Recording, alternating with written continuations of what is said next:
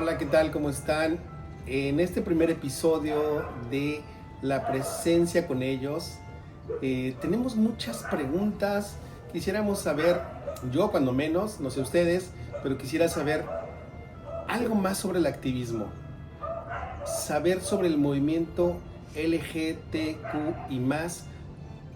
¿Qué hay detrás de todo esa comunidad y ese movimiento? ¿Cuándo fue la primera marcha de la comunidad en Tijuana? ¿Quién las genera? ¿Por qué? ¿Cuál es el movimiento? Y algo muy importante que ha cobrado relevancia y creo que es muy importante para la historia contemporánea de nuestra ciudad, el archivo histórico LGBTQ y más. ¿Quién y quién está detrás de este, de este movimiento tan importante que representa a toda esa comunidad y que ha dado cuenta y ha registrado toda esa historia que en algún momento creo que muchos de nosotros desconocemos, pero que esta tarde nos va a aclarar, nos va a platicar de dónde viene, qué está haciendo y por qué. Un personaje que es emblemático en la ciudad, es toda una autoridad en el tema y que aparte es un gran amigo, muy querido y una persona entrañable dentro de la comunidad artística y cultural, porque también tiene que ver con eso. Y bueno, para ello nos acompaña esta tarde nuestro querido amigo Oscar Soto Marman. Muchas gracias, Oscar. Sí, gracias, muchas gracias por la invitación y la apertura incluso de este diálogo de una forma distinta, ¿no? Sí, siempre hay muchas preguntas y muchos cuestionamientos respecto a qué ha pasado aquí en Tijuana en el activismo LGBT y pues llegué muy joven en el 1990 y me tocó conocer justamente esos actores que habían generado acciones desde los 70, entonces eso es maravilloso, ¿no? Sí, claro, claro. Aparte, ¿quién más que tú? Digo, hay otros sectores, por supuesto, que han contribuido, que han estado haciendo, pero si nos vamos a la historia, digamos, a la historia reciente, que estamos hablando de los años 90, yo recuerdo el Café Emilios, por un lado, y por otro lado, a otra figura que ya no está con nosotros, pero que fue muy importante en todo este movimiento, que fue Max Mejía. Y que creo que esa dupla que hiciste tú con Max Mejía en su momento generó muchas cosas. Y fue donde yo te recuerdo, donde nos conocimos ahí en los años 90 y bueno, eras todo un joven, lo sigues siendo un joven inquieto con muchas cosas. Platícanos de aquellos años, de los años donde el Café Emilios, Max Mejía, Frontera Gay, que fue la primera publicación que daba cuenta del movimiento y de la comunidad LGBTQI+. Si lo digo correctamente, porque luego no sé si... Se puede hablar de diversidad sexual como Ándale. Una forma también general, o LGBT+, porque incluye todas las identidades que hay que reconocer dentro de este movimiento internacional incluso, ¿no? Yo, por ejemplo, el archivo que he generado y que he estado trabajando es Archivo Histórico LGBTIQ+, Tijuana, que es el nombre en el cual yo pongo travestis porque tienen una razón, ¿no? Claro. Hablar de transexuales, transgéneros y travestis, que son identidades muy distintas dentro del movimiento LGBT nacional y internacional, ¿no? Porque cada identidad se distingue como tal. Y como hemos hablado incluso, cuando hay banderas incluso de esas identidades, la bandera lésbica, la bandera gay clásica, la bandera del reconocimiento de incluso nuevas identidades que existen, que las puedes encontrar como información en muchos medios. Ajá, perdón, muchos medios. Que te interrumpa. La clásica es el arco iris, ¿no? El arco iris inicialmente era 7 colores, ahora son 6 colores, y ahora incluso hay una donde se incluye un triángulo y un círculo que tiene un significado, claro, mucho más actual, donde incluso hay un significado de mucha actualidad, ¿no? Y hay que encontrarla. Pero ¿por qué no empezamos por esos inicios? Así es cierto, porque coincidentemente inicio mis acciones conociendo a Max Mejía. Max Mejía llega aquí a Tijuana en el 90, lo conozco en el 90, pero en el 91 automáticamente empezamos a generar acciones con una publicación. Sí, Frontera Gay historia, pero había una brecha de información que se requería en la ciudad, porque fue la visión de una ciudad moderna, de un contenido moderno, y lo da cuenta justamente las ediciones, porque se publicaron 59 ejemplares durante 11 años, que da cuenta justamente de acciones en la ciudad, donde la cultura y el arte era como medios de conexión con la propia sociedad. Y era la comunidad LGBT y la diversidad sexual, como podemos decir, que eran parte porque se generaron a festivales artísticos, esto que era muy importante en la ciudad, que abrió los ojos para que voltearan a ver a la propia comunidad LGBT de los años 90 y se hablara de una forma distinta, ¿no? Que incluso nacionalmente también ya había un discurso nuevo de esta población, de esas poblaciones y estas comunidades que no eran tan fáciles ubicarlas, ¿no? Entonces cuando aparece Frontera Gay en los 90, pues estaba marcado todo esto, ¿no? Porque había un discurso, había una conexión con la sociedad en general y con la cultura y el arte, como estoy comentando, ¿no? Entonces es cuando entramos en acción justamente contigo y con demás gente que han sido aliados de muchos proyectos de la propia comunidad, ¿no?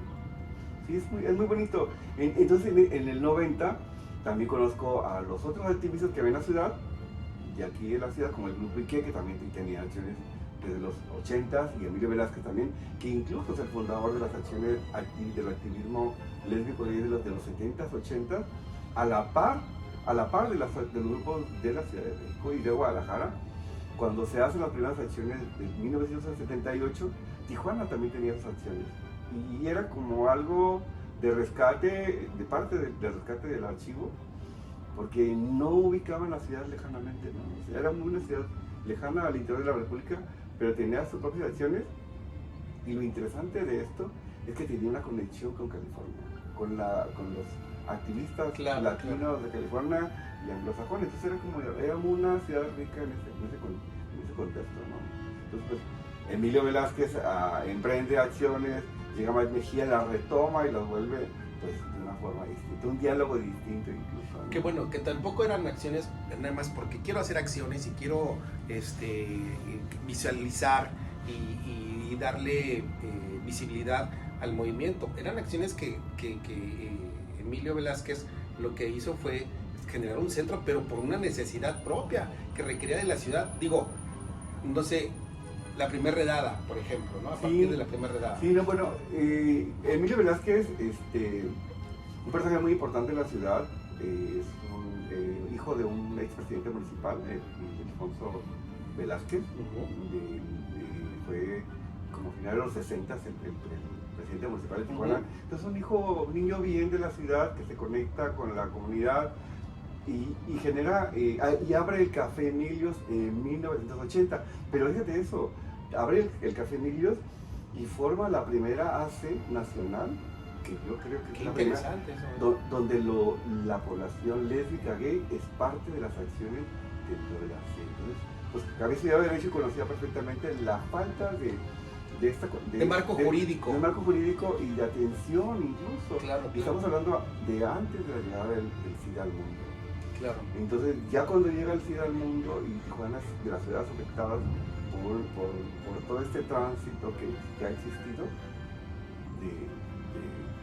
de enfermedades y demás, Ciudad es una de las primeras ciudades afectadas en México. Claro. Y los registros de la aparición del VIH son de las primeras ciudades donde aparece. Entonces entra en acción Emilio Velázquez y grupos locales en atención a esos enfermos y esos afectados por la pandemia, claro, ¿no? Una pandemia que marca terriblemente a la comunidad gay en su momento, como se le llamaba, e incluso hablaba de una pandemia gay en su momento, terrible, muy terrible. El registro histórico ahí está, de cómo la sociedad vivió a la comunidad. Entonces, a ver, déjame, para que lo entendamos todos, también nuestros amigos de amigas, amigos, amigues, de la presencia con ellos, para que lo podamos entender. Sí. Entre ellos yo, claro. No, según yo soy muy entendido del tema, pero no.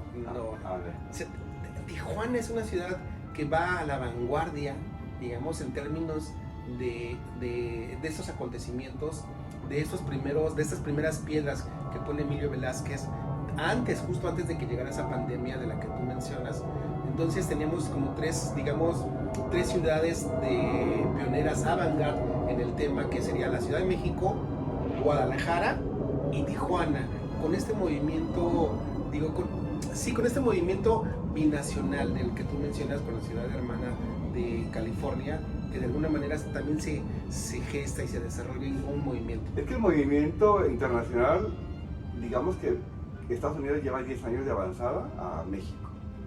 Entonces, Tijuana tiene esa conexión porque existe un centro en San Diego que se llama The Center, un espacio de las acciones, y se genera en 1974. Muy probable que Emilio Velázquez haya conocido ese lugar y haya tenido interacción, porque aparecen incluso traducciones del género para la población de Tijuana, ¿no? Algo que es importante reconocerlo porque genera esa conexión con las comunidades de San Diego, Los Ángeles, San Francisco, que son mecas del movimiento LGBT internacional. Entonces, claro, la primera ciudad mexicana que encuentran es Tijuana, ¿no? Claro.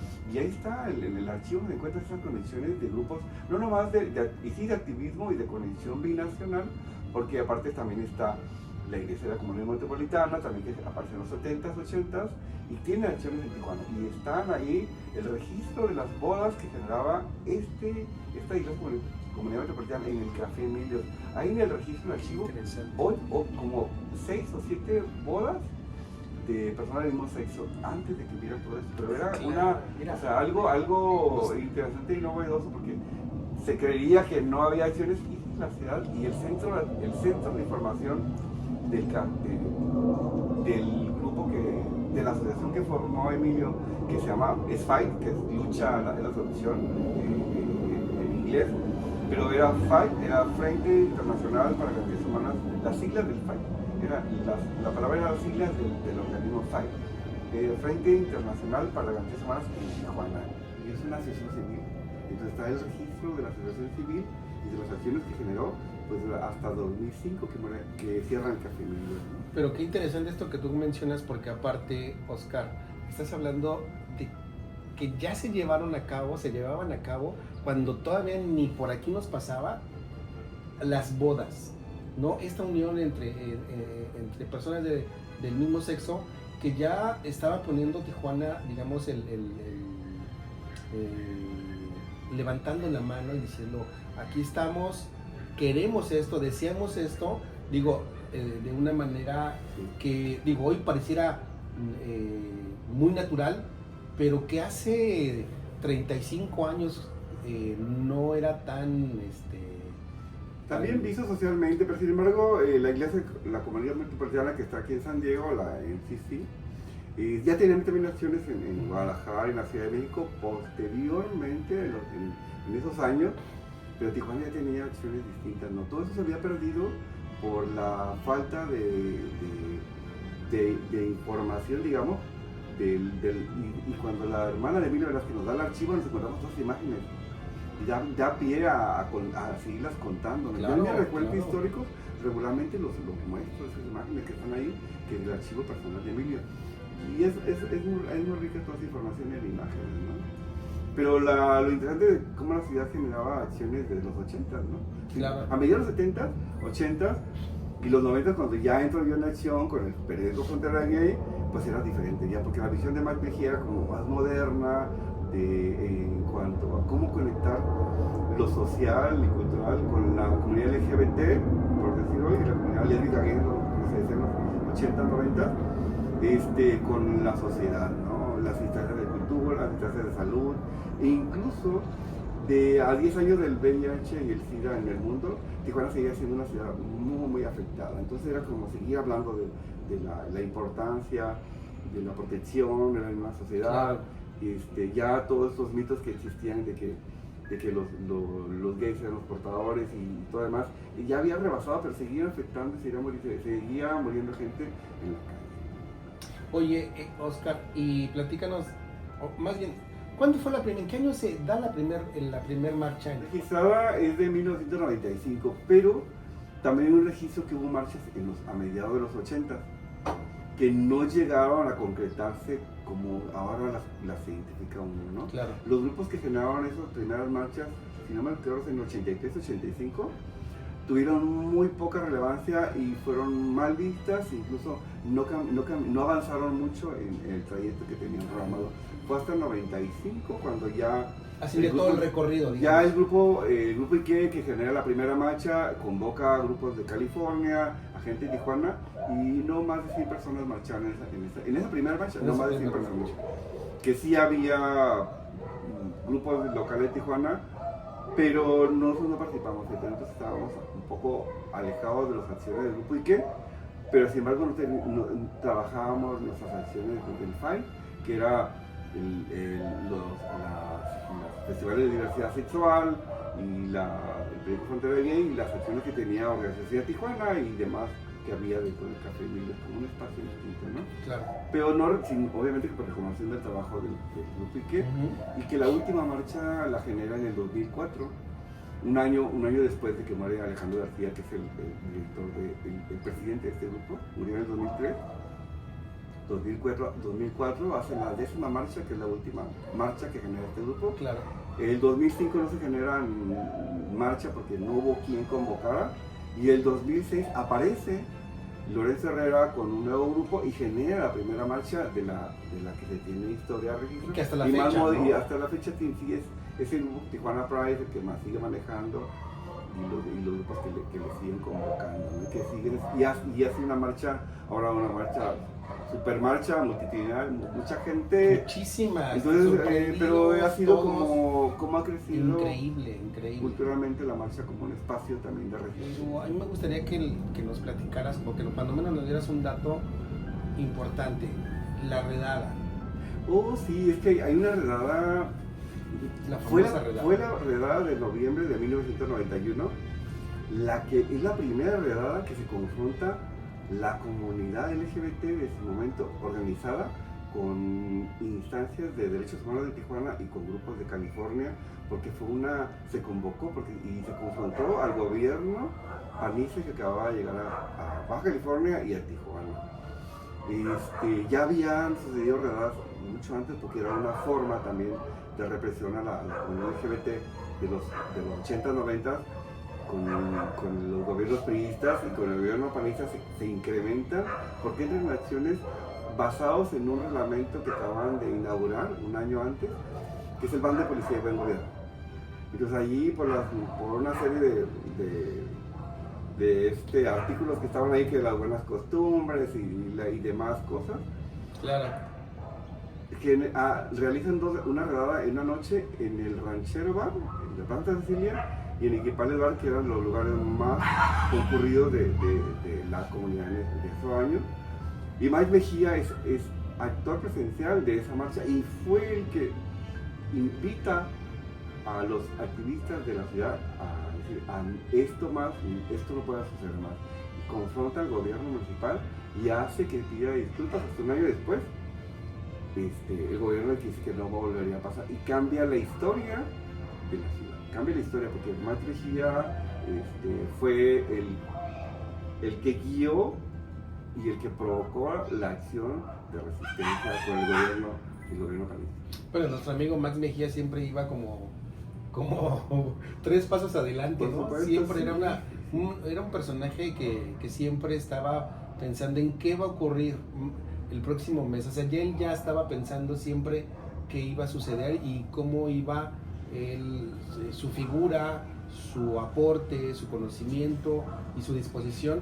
¿Cómo me veo yo involucrado ahí? Y tenía las tablas, lo que pasa es Claro. que ya venía, era un activista reconocido en la Ciudad de México y tenía conocimiento de las acciones de resistencia ante este tipo de actos, violentando los derechos civiles de las personas, ¿no? Entonces tenía claro realmente cuáles eran los puntos por el cual incluso enfrentar y confrontar al gobierno en su momento. Y lo hizo y provocó que el gobierno abriera las puertas y que reconociera su acto violento, ¿no? Y que la policía cambiara su actitud, que generara una actitud distinta, y se logró porque a partir de allí el gobierno reconocía una comunidad organizada y defensa de sus derechos, y eso generó acciones. Marca un Por antes y un supuesto, después. es un antes y un después incluso. Claro. Yo en alguna crónica que comento, por ejemplo, es un antes y después, y un arcoíris genera una acción distinta en la ciudad, ¿no? Ya la propia policía de Tijuana empieza a tener reuniones con grupos de mujeres transgénero, de la propia comunidad, incluso de las trabajadoras sexuales que existían en la calle Primera, buscan a Emilio Velázquez y a Mike Mejía para organizar una organización justamente en defensa de sus derechos. Y creo que todavía existe, se llama Vanguardia de Mujeres María Magdalena, ¿no? O sea, generan acciones y es muy interesante porque vieron que la comunidad LGBT en su momento sabía defenderse y les buscan y conforman y por ellos eso es su Hay otro momento importante en la historia de la comunidad. ¿Cuándo sale el primer número de Frontera Gay?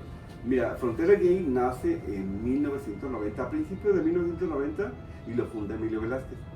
Pero como la publicación requería todo un trabajo de estructura, de un equipo, y aparte cuando sale Frontera Gay, era como un boletín del propio FAI, lo que generaba FAI, sí, con algunas notas locales y muy poca información.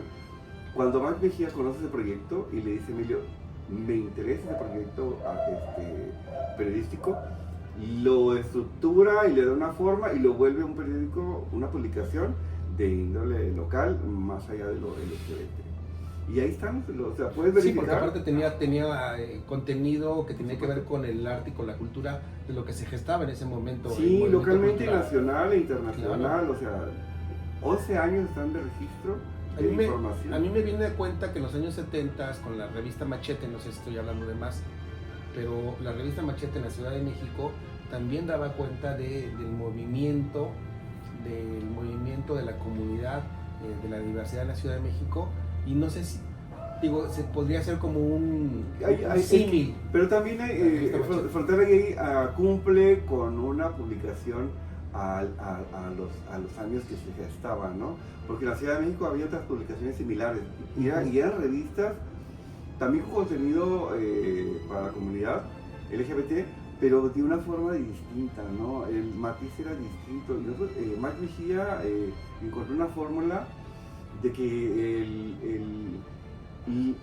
las imágenes de semidesnudos o desnudos que había en las publicaciones gay del momento, Frontera Gay no las tenía el contenido, pero aparte porque se logró esa publicación porque también no fue fácil incluirla, porque decir, Frontera Gay la asociaban rápidamente con las revistas que ya existían en el mercado que incluían desnudos, semidesnudos de hombres y demás, ¿no? Pero, porque recuerdo muy bien, porque cuando Mike Mejía quiso incursionarla en los puestos de periódicos del centro de Tijuana, le dijeron que tenía que estar dentro de una bolsa de plástico, pero cuando se dieron cuenta del contenido pues era distinto, la ponían junto con el Mexicano y con el Sol de Tijuana a un lado, y una publicación que les parecía distinta y de contenido distinto, claro. Como se abrió a un mercado distinto incluso, ¿no? En el 2002, porque justamente Mike Mejía le llaman a ser parte de un proyecto político en México, de México Posible. Él se trabaja con un nuevo partido político mexicano donde la diversidad sexual era importante, y Mike Mejía era la cabeza de ese proyecto nacional. Incluso genera una agenda de trabajo para ese partido basada en su experiencia y la experiencia de otros compañeros y compañeras de México. Y ahí está el boletín, que me encuentro el boletín de Mike Mejía de diversidad sexual de México Posible, donde habla de toda esta falta de atención a las comunidades. Entonces, legalmente. Y ahí después hay una pausa larga de las publicaciones y aparece Arte de Vivir. Son 2 años nada más. ¿2 años? 2 años. En el 2004, justamente cuando ante la pérdida de registro de México Posible y demás, Mike Mejía, pues hay que tomar una nueva era de periodismo y se realiza Arte de Vivir. Y se publican 54 ejemplares en 5 años. Entonces, otra era de periodismo local donde registramos justamente la ciudad, México e internacional, y el contenido más cuidado, por ejemplo, porque los nuevos anunciantes como el Centro Cultural, el MAC, el CBC, es parte de toda esta alianza. De las instituciones ya se sumaron. Totalmente sumar, por supuesto. ¿No? ¿Y en qué año se deja de 2004 2004 que inicia la nueva era del periodismo al 2010. Siempre ha sido su... No cerramos la era porque Mike Mejía en 2008, 2009 sufre un problema cardíaco y Sí, que nos movió mucho porque ya no fue igual. No podíamos trabajar en una publicación porque Claro. la salud de Mike Mejía ya era más delicada, entonces no podía lograr. Y en el 2010 junio del 2010 hicimos el número 54. Bueno, y ahora platícanos, que es muy interesante porque seguimos a la vanguardia, ya hablamos de cosas que han sucedido en Tijuana cuando no sucedían en otras ciudades, pero algo que me parece muy importante y muy relevante es el hecho de abrir un archivo histórico de la comunidad LGBTQI+. ¿Por qué? ¿Cómo? Mira, cuando muere Mike Mejía en el 2015, que fue como un balde de agua en ese momento, me hablan de la Ciudad de México y a las primeras personas que buscan a la muerte de Mike Mejía es a mí. Él quien trabajó de toda su vida junto a él en proyectos culturales y demás, justamente buscando, cuando muere, a los primeros que buscan es a la gente más cercana de él, porque andaban buscando a su familia aquí en Tijuana, y me llaman, y empieza a hacer llamadas, y se encuentra la conexión con la familia de Mike Mejía. Pero también tenía cajas guardadas desde los 90 con información, y entonces empiezo a buscar información, porque de la Ciudad de México me piden información y me doy cuenta que había mucha información, pero todavía no me llegaría el 20 hasta el 2017, 18, que había que hacer algo con todos esos archivos que estaban guardados, ¿no? Claro. Y empiezo como a vislumbrar cosas, pero también fue un poco cuando nuestro amigo Sergio Carlos Black, que también tenía que ver con las acciones de activismo de los 70 y conocía las acciones de Emilio Velázquez y demás, queremos hacer un monumento a estos activistas que habían caído en la ciudad. Y yo decía señor Carlos, pues este monumento está muy padre, pero tiene que haber un documento que avale toda esta historia. Y empiezo a rascarme la historia y me di cuenta que tenía más historia que contar. Y empiezo a darle forma a un archivo que todavía no tenía nombre, hasta el 2021 que le pongo. Aquí quiero hacer una pausa, Oscar, porque en todas esas locuras yo estuve ahí muy cerca de Max y de Oscar, en toda esta travesía que es muy rico mencionarlo, pero fíjense para los que no saben, en aquellos años, a principios del siglo, Max nos convoca para hacer un festival y actividades que se llamaban Queremos Tijuana, y se realizan 2009. ¿Va? ¿Sí, va? 2008, 2009. Se realiza una serie de festivales y curiosamente poca gente lo sabe, pero Max Mejía, Oscar y otros locos que andábamos ahí en la revuelta, abrimos los pasajes. El pasaje Rodríguez, el pasaje Gómez y el pasaje Revolución.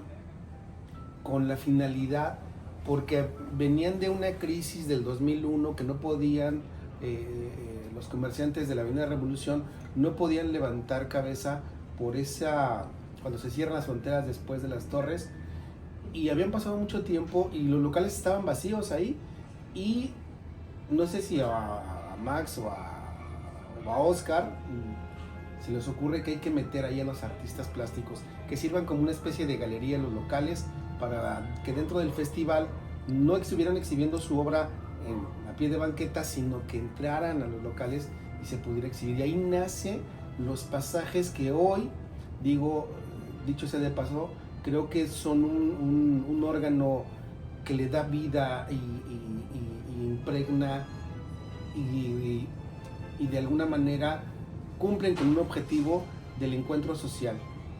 Creo que es muy importante que también se reconozca esa parte, Oscar. Así es, ¿no? Fíjate, yo he encontrado, coincidentemente, me encuentro el primer correo electrónico de Mike Mejía, cuando nos dice, ya hablé con los dueños y con gente del pasaje Rodríguez y nos van a abrir el pasaje para que los artistas se metan y puedan generar estas acciones en el pasaje Rodríguez.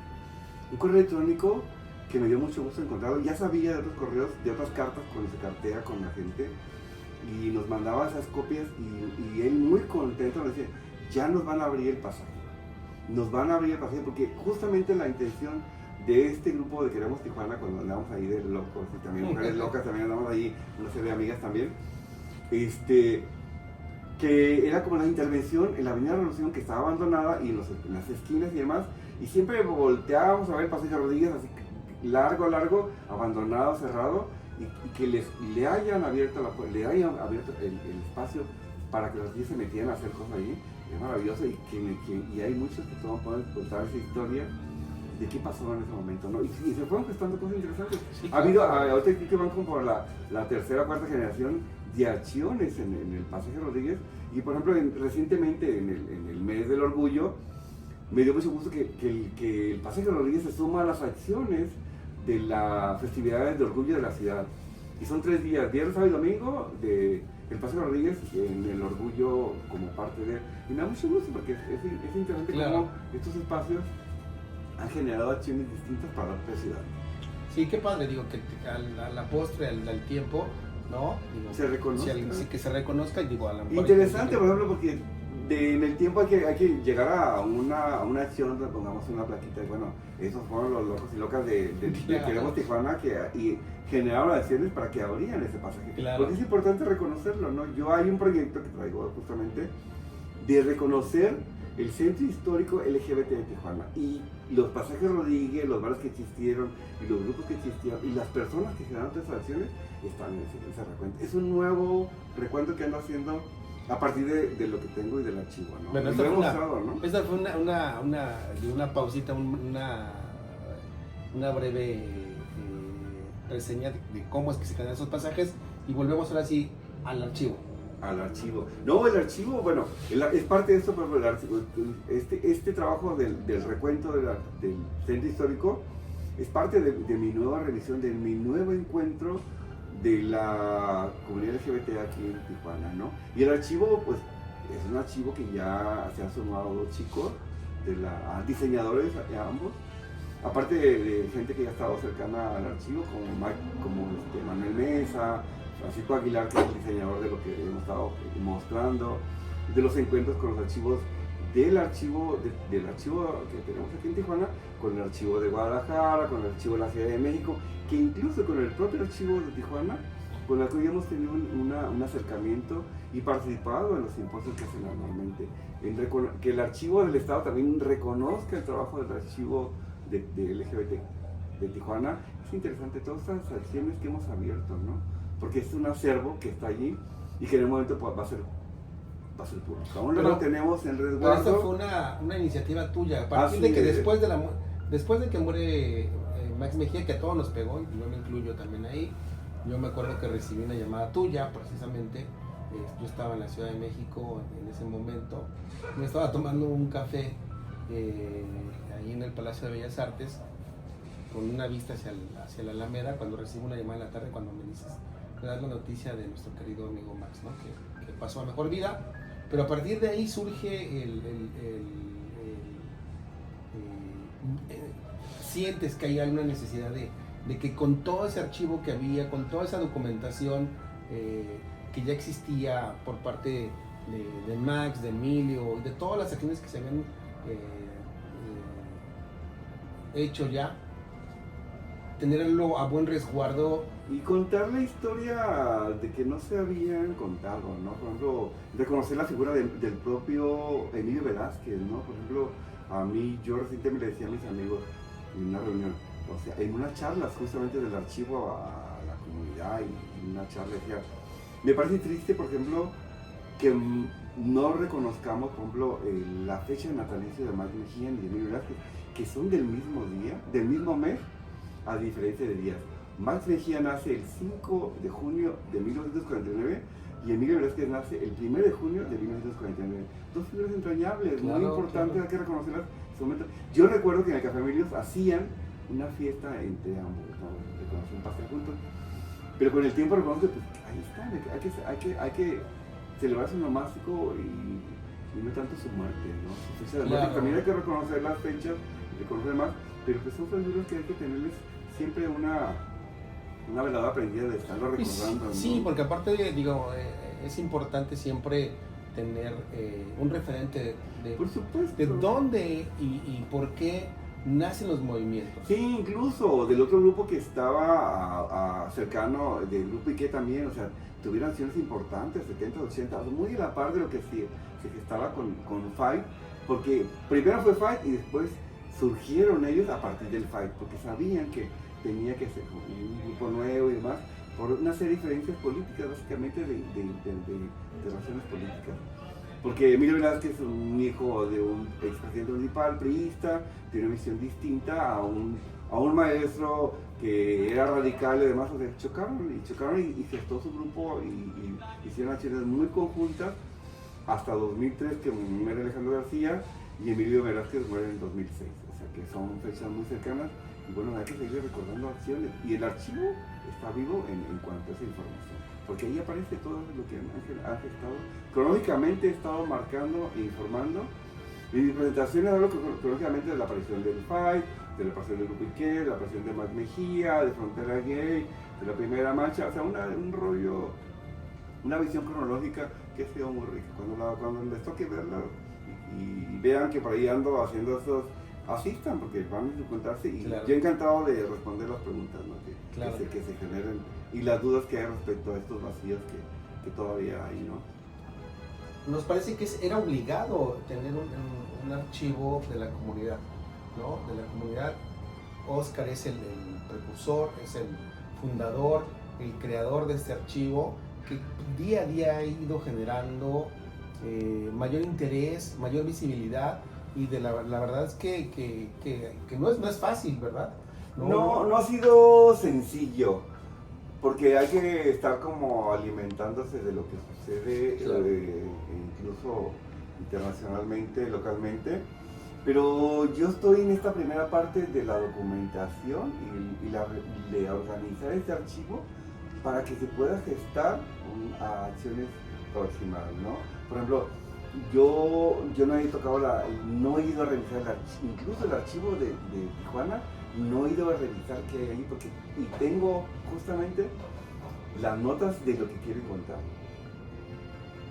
Por ejemplo, hay un ejercicio que se realizó el año pasado con el archivo del Estado, Estado, que me invitaron para junio del año pasado en una acción buscando información de los archivos LGBT y me encuentran, me llaman Gabriel Rivera y José Beltrán, me dicen, oye, queremos hacer una revisión que tienes o qué tienes de acciones, cómo se han portado las instituciones con la comunidad LGBT de Tijuana o lo que tengas.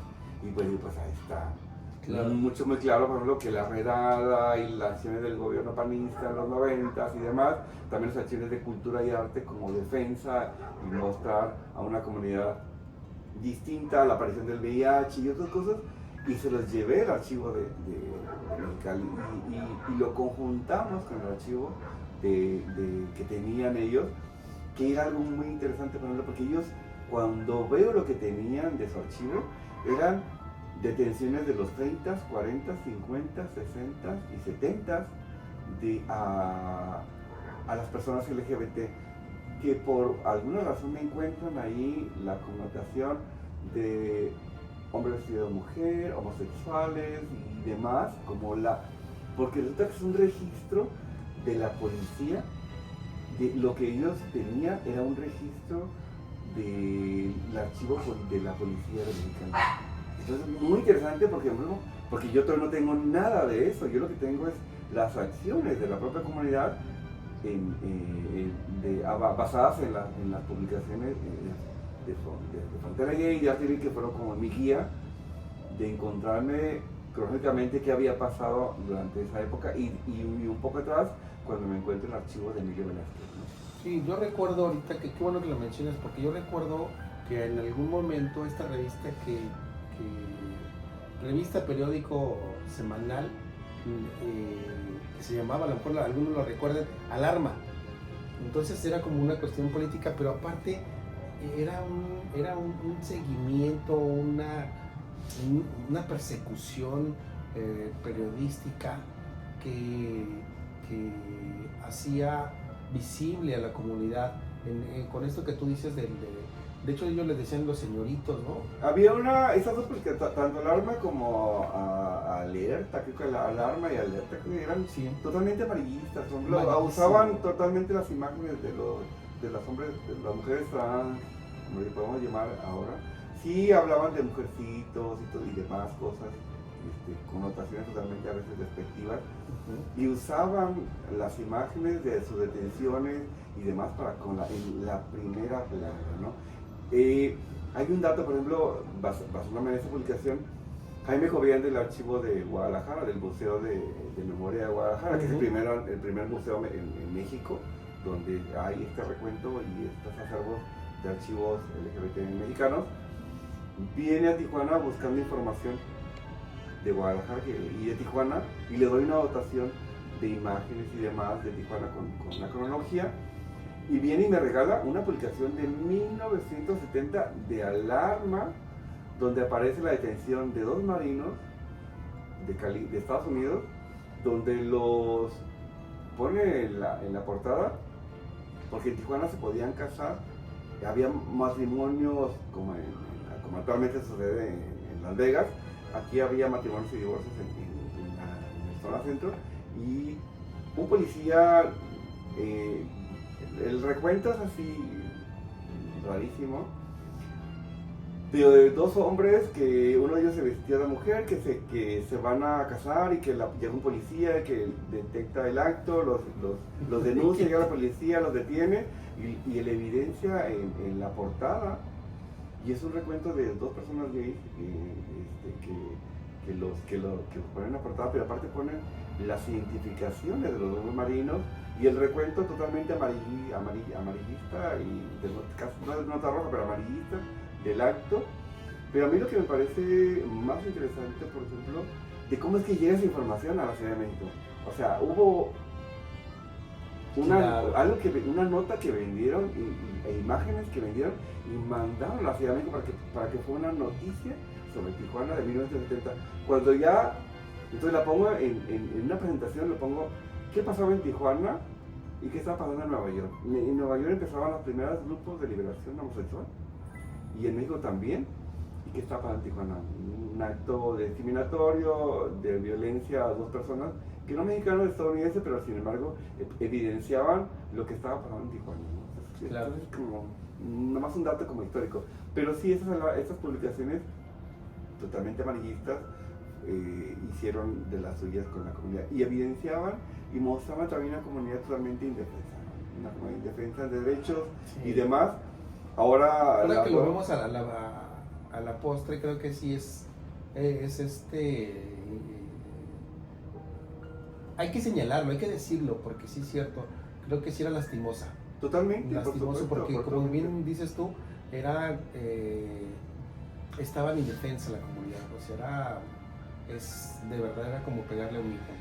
Sí, y generaban mucho dinero a partir de esas publicaciones, ¿no? Hacían un tiraje grandísimo para que la gente leyera cosas, y estaban estas imágenes de las mujeres trans y hombres trans y gays y lesbianas en las portadas, ¿no? Entonces, pero con el linchamiento moral horrible, ¿no? Sí, claro, sí lo recuerdo. Oye, Oscar, y bueno, hoy en día tenemos una marcha donde mucha gente que no necesariamente es de la comunidad LGBT, creo que mucha gente que se ha apropiado de la marcha, que también, por ejemplo, digámoslo en términos coloquiales, los heterosexuales, la gente heterosexual como un servidor, se suma, somos aliados de la comunidad, que nos han apropiado. Es una marcha exitosa. Hay matrimonios ya, por cierto, por ejemplo, un amigo de nosotros pronto se va a casar, también va a tener su boda, lo cual me da mucho gusto. Otra amiga que también, que también la presencia me entrevistó recientemente y que da cuenta de que, por ejemplo, ya por fin tiene su nueva identidad, ya no como un género, sino ya completamente trans. O sea, vemos muchos avances en eso. La bandera, por ejemplo, ya no es la misma bandera de los años 90, a principios del siglo, ¿no? Que antes era el arco iris, este arco iris que daba cuenta de la comunidad. Ya tenemos, o ya existen otras banderas que han ido sumando, se han ido incrementando, y pareciera que ya está como el terreno allanado. ¿Qué hace falta? Pues muchas cosas todavía. El reconocimiento legal no es tan amplio como se pensaría, ¿no? Pero sin embargo sí hay avances muy importantes, por ejemplo el de la identidad de género, que es muy importante, ¿no? Por ejemplo, socialmente no es tan bien visto, pero legalmente ya es de reconocerse. El matrimonio igualitario, no se diga. Las identidades que ahora se suman a todo este grupo de abanico de personalidades que hay que reconocer, ¿no? Por ejemplo, hay gente que todavía le incomoda hablar del lenguaje inclusivo. Y bueno, tampoco no hay que descartarlo como una forma de comunicarse con esas personas que no se identifican ni como hombres ni como mujer. Y hay que respetarles, ¿no? Respetarles, porque al final se trata mucho más de eso, del respeto a las identidades ajenas, pero tampoco discriminarle, ¿no? Sí hay avances sustantivos nacionalmente, y Baja California ha estado muy a la vanguardia también de esto. Claro, que también tiene que ver con la llegada de este gobierno, que se ha abierto justamente al diálogo, a llegar a proyectos, incluso de proyectos que tienen que ver justamente con estas diversidades que no habían sido reconocidas en administraciones pasadas. Recientemente aquí en Baja California se identificó como un delito ya el feminicidio, ¿no? Un avance también, sí, muy importante. Hace una semana, ¿no? Sí, algo muy reciente, y es justamente de la lucha de estos grupos que han estado exigiendo el respeto y la defensa de sus personalidades legalmente, ¿no? Jurídicamente había un vacío. Hay un avance muy importante, ¿no? Las banderas han cambiado, sí han cambiado, porque también hay identidades que hay que reconocer dentro de la misma población LGBT y más en México y en el mundo. Y las banderas también es parte también de estos cambios, ¿no? Ahorita hablabas de Baja California. ¿Será Baja California o concretamente Tijuana? No, es una situación nacional. O sea, cumple con un proyecto nacional, ¿no? No ha sido sencillo, por ejemplo, porque nos hemos topado con grupos de derecha y ultraderecha que no quieren que avancen cosas como las identidades de género, ¿no? Y hay casos, por ejemplo, todavía más evidentes, que todavía sí están en el tintero y en los proyectos de dictamen, que son por ejemplo, las infancias trans, ¿no? Todavía es un proyecto que todavía se trabaja de estas nuevas identidades de jóvenes que no se reconocen como tal. Entonces, pero hay una avanzada en cuanto a esto, porque no ha sido sencillo para los grupos de lo propio, pero sin embargo hay un avance nacional respecto a eso. Y Baja California no se puede quedar. Y Tijuana tiene un trabajo históricamente muy importante en el estado, una ciudad grande, una ciudad activa. Yo no quiero decir que las otras, Ensenada y las demás ciudades de Cate, Mexicali, no, pero sin embargo es la suma de luchas en el estado, ¿no? Lo veo constantemente en las redes de amigas y amigos y amigas que están justamente en esta lucha permanente con las instancias de salud, con las instancias de gobierno, con la propia Instituto Estatal Electoral de no reconocer esta parte, hay trabajos ya a nivel nacional, porque no se pueden quedar atrás. Baja California, Tijuana, por supuesto, en todos esos avances, ¿no? A diferencia que vemos en otra parte del mundo, donde incluso el diálogo que tenemos ahorita ni siquiera es bienvenido, ¿no? Porque hay una constante agresión a los propios discursos de homofobia, LGBTfobia, el hablar de estos temas, ¿no? Lo hablamos tranquilamente, pero en otros lugares no puedes ni tener este diálogo con el público en general. Claro. Quisiera saber, hemos hablado de la comunidad, de tu trabajo como activista, ahora como guardián, digamos, de cronista, me pongo cronista porque es un adjetivo, una connotación que me gusta, porque a partir de la crónica y de esta idea de cómo construir las historias y reconstruir la historia, me ha ayudado mucho. Sí, yo creo que sí cronista, pero también, digo, si me lo permites, creo que también, digamos, eres el guardián, ¿no? Eres el custodio de toda esta información, de todo este archivo, esta documentación, que es importantísima para poder contar nuestra historia. Historia como sociedad tijuanense, como sociedad fronteriza. Así es. Hay una última, yo realmente cuando hago mis presentaciones, la última lámina que les muestro, dice, que es como un juego de palabras, sin memoria no hay, sin archivos no hay memoria, y sin memoria no hay historia. Claro. O sea, es importante reconocer los archivos y los trabajos de las gentes que están generando estas historias, ¿no? Y es una cosa internacional. Por ejemplo, los propios grupos de mujeres trans, por ejemplo, hay un trabajo muy importante del reconocimiento de esta memoria transnacional e internacional, de cómo las instituciones y demás, y la propia sociedad no ha reconocido su trabajo y su resistencia de vida, ¿no? Entonces es muy importante que la población LGBT y demás, y más, sea siempre bien vista, porque ha aportado cosas muy importantes en el mundo, y lo vemos, ¿no? Lo vemos regularmente en nuestra interacción socialmente. Te das cuenta de la gran aportación de estas personas que han sido de la comunidad LGBT y más en el mundo, ¿no? Tijuana pues no se queda. No, Tijuana siempre va ahí, como caminando a la par, a la vera de los movimientos sociales y creo que Tijuana tiene un lugar bien ganado a nivel nacional y también creo que también internacional. Finalmente sí. También se ha convertido en una ciudad santuario. Así es. ¿No? O sea, es muy interesante que hoy vemos gente de todas las nacionalidades aquí en la ciudad. Es una ciudad increíblemente cosmopolita en ese sentido, en el sentido social, de cómo recibimos a toda la gente que quiere venir a hacer vida y aportarle a esta ciudad de todas las lenguas. O sea, hay gente de Latinoamérica, de Asia, de Europa, de todas partes del mundo están aquí en Tijuana y confluimos aquí todos. Entonces, Tijuana siempre ha estado, digamos, en una ciudad, pues sí, en ese sentido, una ciudad santuario, ¿no? Yo creo que eso es muy importante.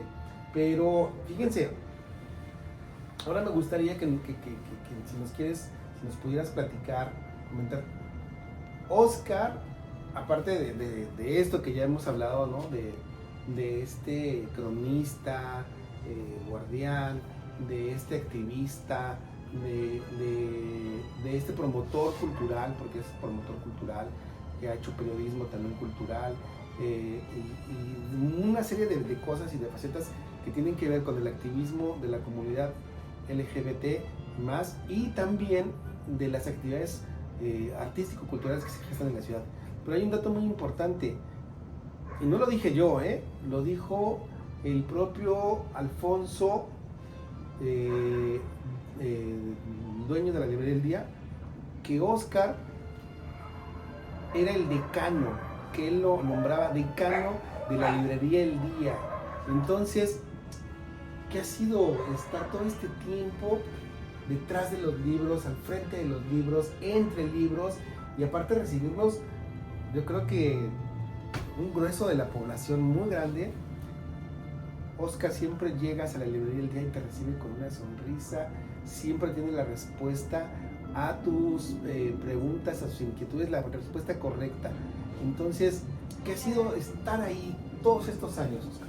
Pues ha sido todo, porque realmente la librería, así como el vínculo con la ciudad, ¿no? Y con las acciones, por ejemplo, porque a pesar de todo eso que estamos hablando, de todo eso, siempre está en la librería, ¿no? O sea, es como el lugar donde hago acciones y también ha sido como donde he generado acciones dentro de la librería, porque es un espacio, pues una librería que tiene 60 años en la ciudad y yo tengo 40 años trabajando en ella, que es un chorro de tiempo.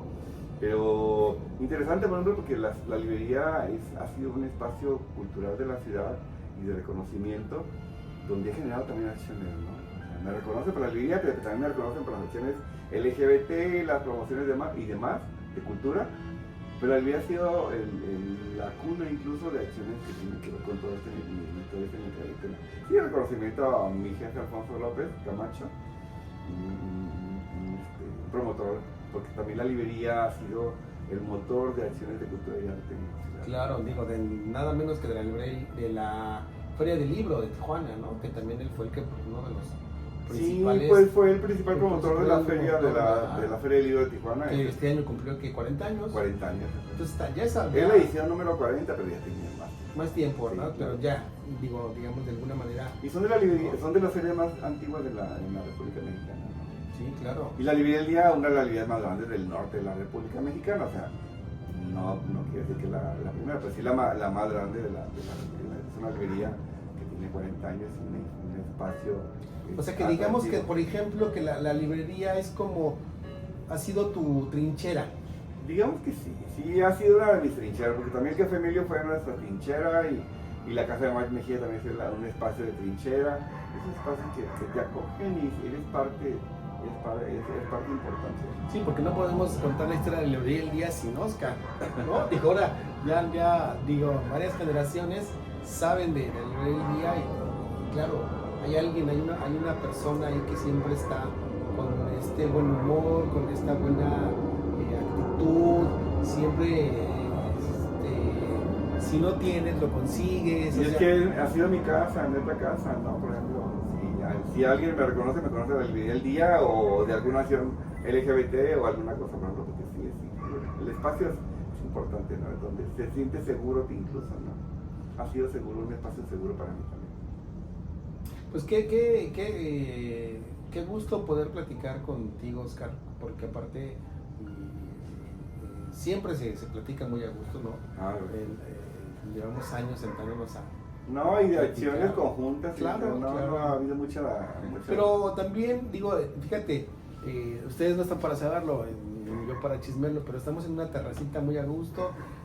De aquel lado hay una luna preciosa.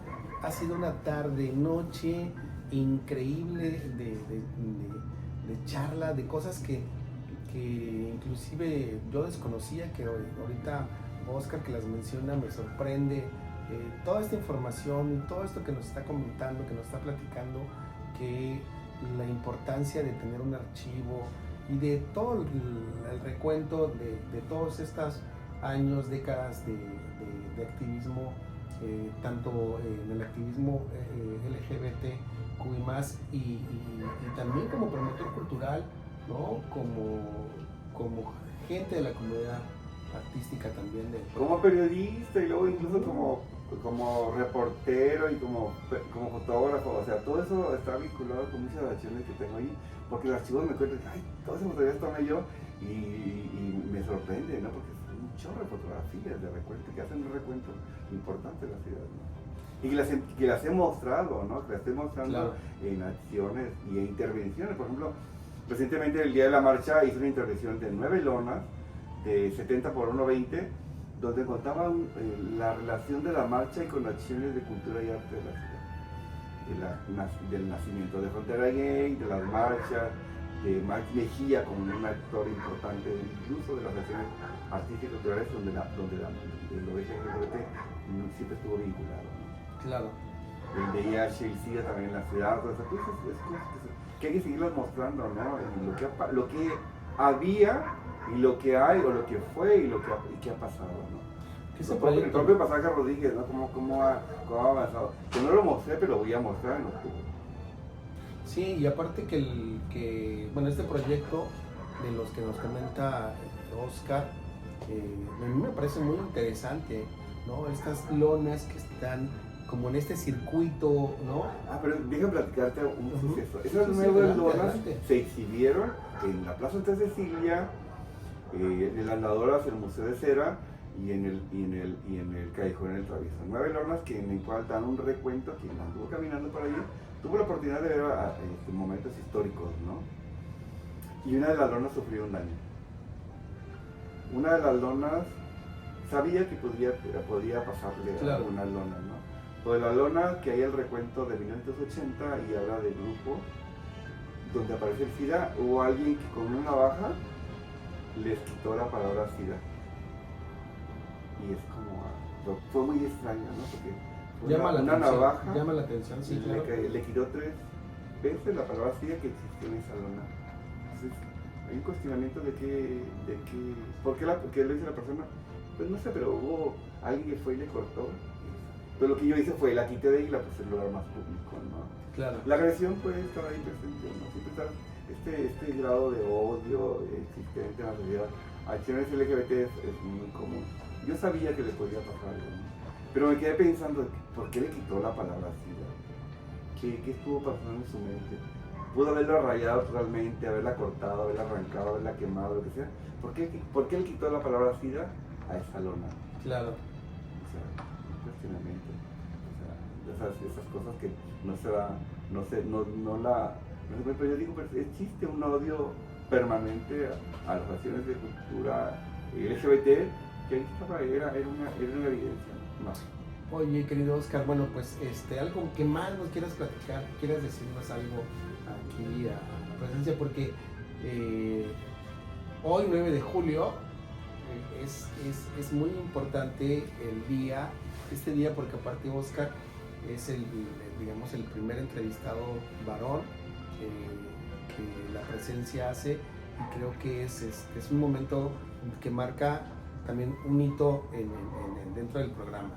Pues agradecerte realmente, porque el hablar de estos temas, que luego no es que no sea como simplemente el diálogo en este sentido y en un espacio que hay un giro respecto a hablar no hablamos de esa parte ni la masculinidad ni nada, ni lo gay, hablamos de un todo general. Pues agradece mucho, porque sí es importante hablar de los temas de un aspecto distinto, ¿no? De qué está pasando socialmente.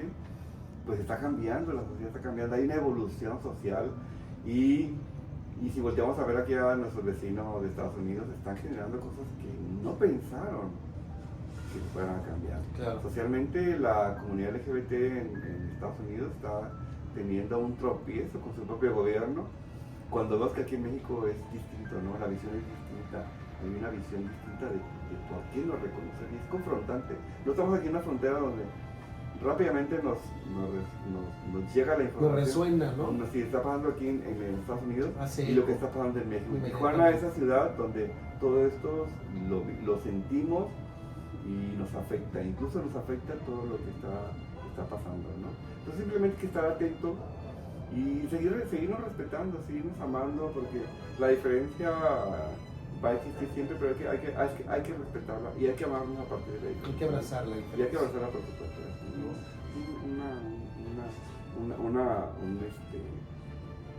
Un mensaje, ¿no? Que la empatía es importante, El odio hay que generarlo de una forma, hay que erradicarlo de todo esto, claro, de todas esas acciones, porque hay que respetar la diferencia simplemente.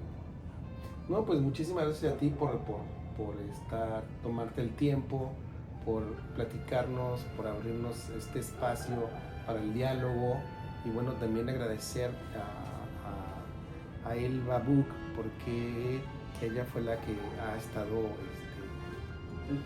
es la propulsora del programa La Presencia, pero también que traía esta inquietud de que no solamente las mujeres, que bueno, es muy amplio ya el registro de las mujeres que ha entrevistado, y me decía, siempre me he quedado con las ganas de entrevistar también a los personajes varones, y creo que esta es una buena oportunidad. Entonces, bueno, pues agradecer también a Elba por esta oportunidad de permitirnos abrirnos, porque yo también aquí soy de metichón, entrevistando a nuestro primer entrevistado, que es Oscar Soto Marván, que ahora que vayan a la librería lo van a reconocer muy fácilmente, y por ahí lo verán haciendo cosas, que porque es un personaje muy inquieto, una persona con una actitud que siempre está velando porque ocurran cosas en la ciudad. Entonces, bueno, pues muchísimas gracias, Oscar. No, gracias a ti, y a Elba también, por supuesto, por abrir este diálogo y aceptar este proyecto como parte de lo que viene, ¿no? Sí, maravillosa, Elba. Entonces, bueno, pues muchísimas gracias a todos ustedes.